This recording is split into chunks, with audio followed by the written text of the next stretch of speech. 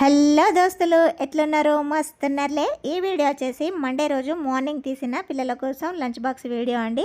రోజులాగే ఇవాళ కూడా 6 గంటలకి లేచిన తర్వాత ఇల్లు మొత్తం క్లీన్ చేసి బ్రష్ చేసిన తర్వాత లంచ్ బాక్స్ కోసం అయితే అన్నీ ప్రిపేర్ చేసుకుంటున్నాను. ఇవాళ లంచ్ బాక్స్ కోసం అయితే పిల్లలకి పప్పు, వైట్ రైసు, అదేవిధంగా టిఫిన్ కోసం అని 2 రకాల చిత్రాన్నాలు అయితే చేస్తున్నాను. అదేంటి బాబాయ్, చిత్రాన్నాలు ఏంటి, 2 రకాలు ఏంటి అని ఆశ్చర్యపోకండి బాబోయ్, చెప్తా వెయిట్ చేయండి.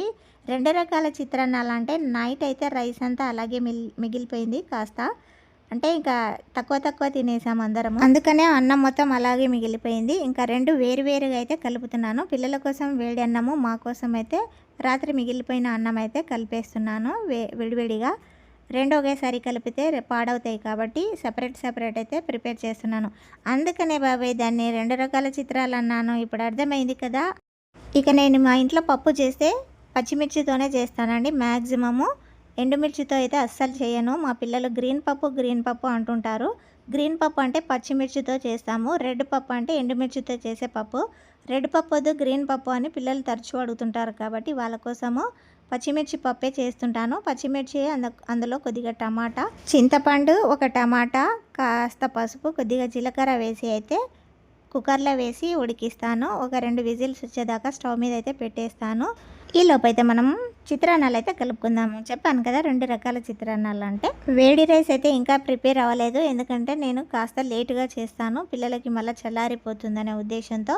ఈలోపు నైట్ మిగిలిన చిత్రాన్నాన్ని అయితే ప్రిపేర్ చేసుకుందాం. ముందుగా దీనికోసము రైస్లో కాస్త ఉప్పు, నిమ్మకాయ, అంటే మనకి పులుపు ఎంత కావాలి, ఉప్పు ఎంత కావాలని సరిపడా కలిపి దీన్ని పక్కకు పెట్టుకోవాలి. నేనైతే రెగ్యులర్గా రోజు 7:30కి అయితే రైస్ స్టవ్ మీద పెట్టేస్తాను. 7:30 అయిపోయింది కాబట్టి స్టవ్ మీద పెట్టేశాను. ఇప్పుడు ఈ రైస్లో పోపు అయితే ప్రిపేర్ చేసుకోవాలి.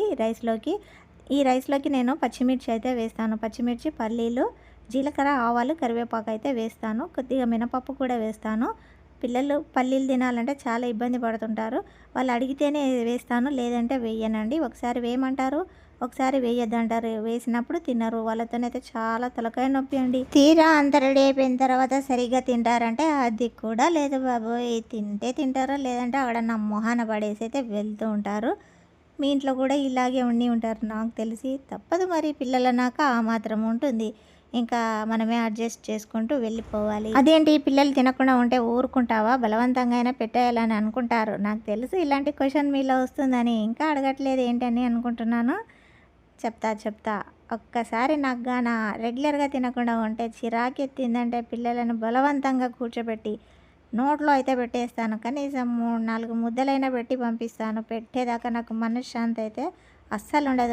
ఈ వంట చేసే గ్యాప్లోనే నేను బీట్రూట్ జ్యూస్ అయితే తాగేశాను. నేను ముందుగానే ఆల్రెడీ ప్రిపేర్ చేసి పెట్టుకున్నాను. డైలీ మార్నింగ్ 1 గ్లాస్ ఖచ్చితంగా తాగుతాను. ఇష్టం ఉన్నా లేకపోయినా తాగేయాల్సిందే నేను. ఈ లోపైతే పప్పు ఉడికిపోయింది. కాస్త సాల్ట్ వేసి పప్పునైతే రుబ్బుకోవాలండి.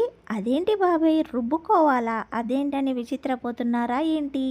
రుబ్బుకోవాలంటే తెలియదా? అదేంటి బాబాయ్ చూపిస్తాను. రుబ్బుకోవడం అంటే ఇలా చేతితో పప్పు గుత్తిని పట్టుకొని ఇలా రౌండ్గా తిప్పడాన్నే రుబ్బుకోవడం అంటారండి. మా సైడ్ అయితే ఇలా రుబ్బుకోవడం అంటారు. మరి మీ సైడ్ ఏమంటారో ఖచ్చితంగా కామెంట్ అయితే చేయండి, నేను కూడా తెలుసుకుంటాను. చేతితో రుబ్బడం నా వల్ల కాలేదు కాబట్టి ఇంకా కుక్కర్ని తీసుకెళ్ళి 2 కాళ్ళ మధ్యలో పెట్టుకొని ఇంకా రుబ్బేయడమే. మ్యాక్సిమం చాలామంది ఇలాగే చేస్తారనుకుంటున్నాను. అవునా కదా, కామెంట్ చేయండి. ఇంకా ఒకవైపు అయితే పప్పు రుబ్బడం అయిపోయింది. వీటిలో అయితే పోపు పెట్టేశాను. పోపు పెట్టేసి దీన్ని అయితే కాస్త పక్కకు పెట్టేసేయాలి. చూసారు కదా పప్పు ఏ విధంగా ప్రిపేర్ అయ్యిందో. గ్రీన్ పప్పు రెడీ అయిపోయింది. దీన్నే గ్రీన్ పప్పు అని పిలుస్తారు మా పిల్లలు. ఇంకా ఒకవైపు అన్నం కూడా అయిపోయింది. ఇప్పుడు పులిహోర కోసం, అదే బాబాయ్ మళ్ళీ నన్ను కన్ఫ్యూజ్ చేయకండి. పులిహోర అన్న చిత్రాన్నమైన మా ఊర్లో ఒకటే అండి. పులిహోర అంటే చింతపండుతో చేస్తారు, చిత్రాన్నాన్ని నిమ్మకాయతో చేస్తారు. కానీ మేము 2 ఒకేలాగా పిలుస్తాము. మీరు కంగారు పడకండి, నన్ను కంగారు పెట్టకండి బాబాయ్. ఇంకా బాండి పెట్టేసి జీలకర్ర, ఆవాలు, కొద్దిగా పల్లీలు, పచ్చిమిర్చి, కరివేపాకు వేసి ఫ్రై అయిన తర్వాత కొద్దిగా మినపప్పు కూడా వేసాను.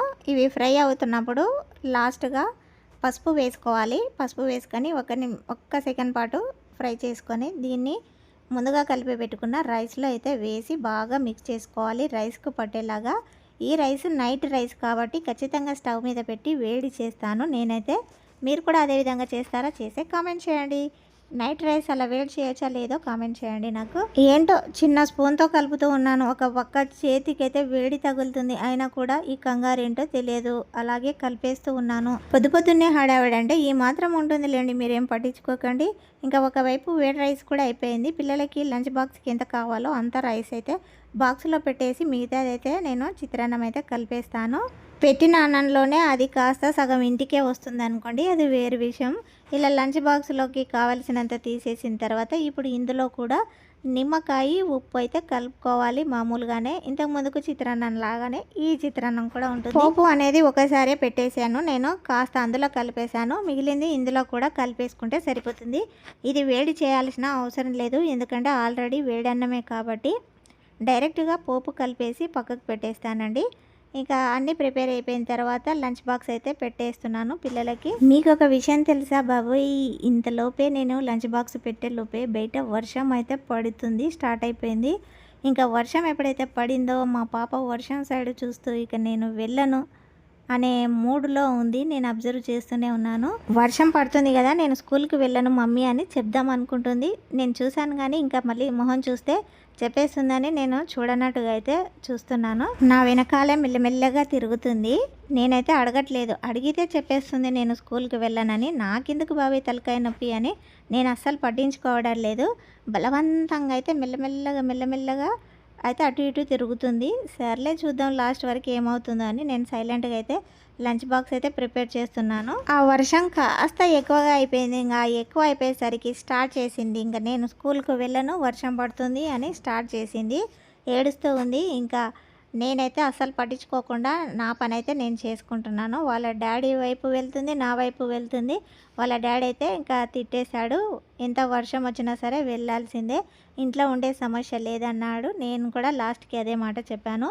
ఇంకా తప్పేటట్టు లేదు అని ఇంకా తను మాత్రం బలవంతంగా అయితే బ్యాగ్ అయితే సదురుకుంటుంది. ఇంకా వర్షం వైపే చూస్తుంది. ఇంకాస్త పెద్దగా అయితే బాగుండు బాబోయ్ అని మొక్కుకుంటుంది ఏమో మనసులో దేవుడికి. పిల్లలంతా అంతే కదండి, చిన్నప్పుడు మనం కూడా అంతే, ఎప్పుడు ఎగ్గొడదామా స్కూలు, ఎప్పుడు ఇంట్లో ఉందామా ఆడుకుందామని చూస్తాం కదా. ఇంకా బలవంతంగా అయితే జుట్టు వేయించుకోవాలా వద్దా అన్నట్లుగా, సరిగా వేయనీయట్లేదు కూడా. కళ్ళల్లో వాటర్ ఒక్కటే తక్కువగా ఉంది. మీకు ఇంకా మోహన్ చూపించలేదు, మోహన్ చూపిస్తే అయ్య బాబాయ్ అని మీరే అంటారు. మొత్తానికైతే రెడీ అయితే అవుతుంది. గడప దాటేదాకా నాకైతే నమ్మకం ఉండదండి మా పాప దగ్గర. ఎప్పుడు మొరాయిస్తుందో, ఎప్పుడు వెళ్ళకుండా ఉంటుందో అని నాకు మనసులోనే ఉంటుంది. గట్టిగా ఏడవడం అయితే స్టార్ట్ చేస్తుంది. తనకు పోవాలనే ఉద్దేశం లేకుంటే మొండికైతే బాగా వేస్తుందండి. కొంచెం మనసులో వెళ్ళాలని ఉన్నా ఖచ్చితంగా వెళ్తుంది. ఇంకా నేను అస్సలకే వెళ్ళానన్న రోజు ఖచ్చితంగా బాగా గట్టిగా వెడుస్తుంది. కానీ ఇంక ఇప్పుడు ఎందుకో వెళ్ళాలని అనుకుందేమో వెళ్తూ ఉంది. వర్షం పడుతుంది కాబట్టి ఇంకా గొడుగు తీసుకొని అయితే కిందికి వెళ్ళింది. ఇంకా బండి మీద వెళ్తే తడుస్తారనే ఉద్దేశంతో కార్లో అయితే వెళ్తున్నారండి పిల్లలు. మొత్తానికైతే స్కూల్కి వెళ్ళిపోయింది సక్సెస్గా. ఇదండి ఇవాళ మార్నింగ్ పిల్లల లంచ్ బాక్స్ వీడియో. ఈ వీడియో నచ్చిందా? నచ్చితే ఒక లైక్ కొట్టండి, షేర్ చేయండి, సబ్స్క్రైబ్ చేసుకోండి.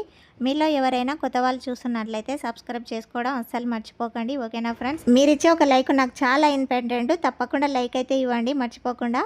మరిన్ని మంచి వీడియోస్తో మీ ముందుకు వస్తాను. Thank you for watching. Bye bye.